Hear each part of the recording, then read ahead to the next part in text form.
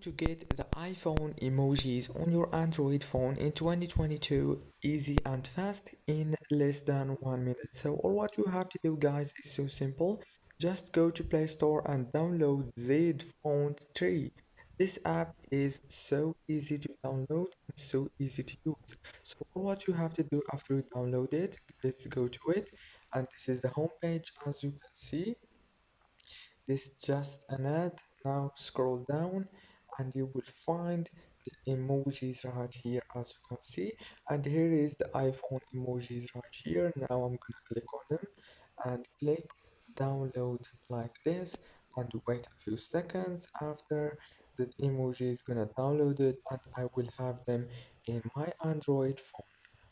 So now after the emojis now are downloaded, I'm gonna click apply and I'm gonna choose, for example, via text styles or via themes. So now I'm gonna wait again a few seconds and here you go. Now I have them on my phone.